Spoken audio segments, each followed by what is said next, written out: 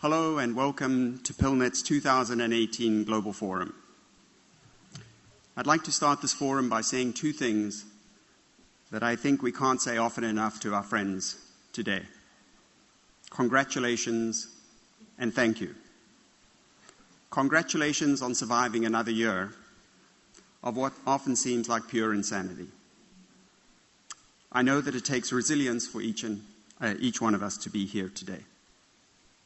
And thank you for making this extraordinary gathering possible. I don't think that there's anything else quite like it elsewhere in the world. When you think about it, none of us is here because of money or because of ideology. What brings us all here is simply one thing. We all believe in the power of law to make a difference. And if there was ever a time when we needed to unlock the full potential of law, it is now. This is why this year's forum is called Law for Change.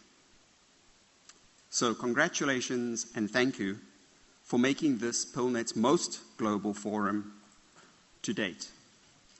When we decided to turn our annual European and other forums into one global forum, we weren't really sure if that would work.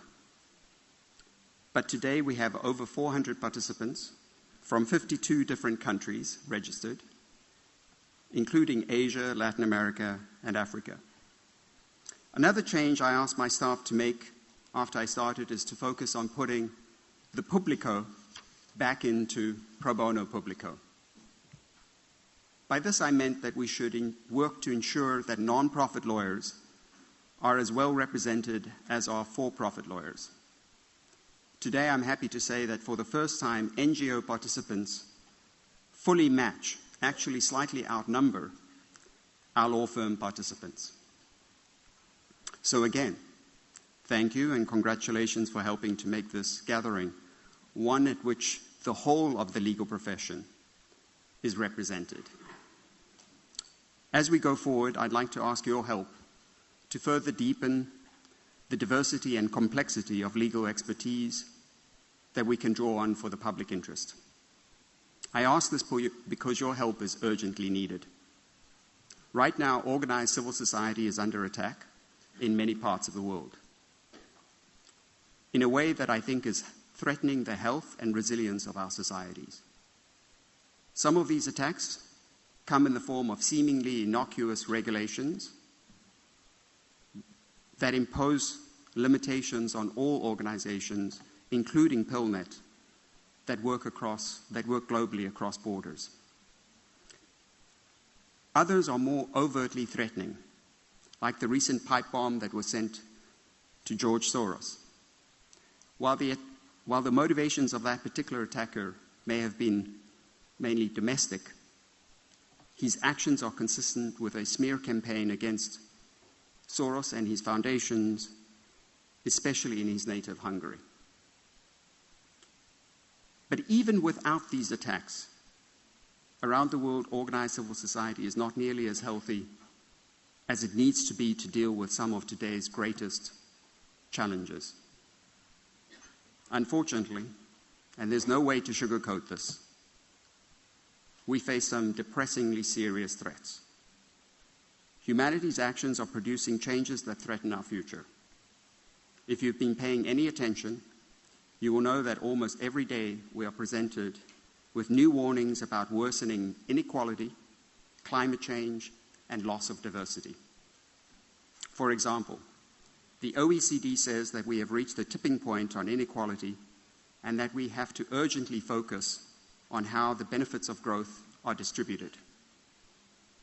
The United Nations Intergovernmental Panel on Climate Change says that we have about 12 years left to head off a climate change catastrophe. And the World Wildlife Fund says that humans have, on average, wiped out 60% of animals and insects since 1970. I don't know about you, but these threats keep me up at night. Somehow we've got to start making some serious changes. One of those changes lies in your hands. Together, I believe we can make law part of the solution rather than part of the problem. But to do this, we need to critically rethink how law works in our societies. First, we need to engage the entire legal profession in recognizing our collective responsibility to use our knowledge and experience for the public more responsibly. The public interest will not take care of itself. Second, by working together, we can do much more to empower those working on behalf of the public interest. Using law as a tool to manage outcomes has far more potential than I think we are using. And third, we can enable positive change in our societies by working together to ensure that public interest considerations are part of all our decisions. So as we begin this forum, I ask that you think about what more we can do to help unlock the full potential of law. By doing more to engage, empower, and enable each other, we can make law for change a reality. So let me conclude again by saying congratulations and thank you.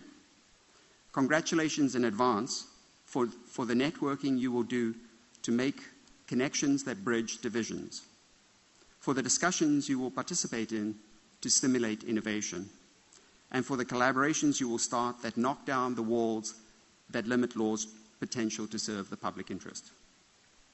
And most of all, thank you for giving us all a little hope that we can work together to shape a better future in which law works for all.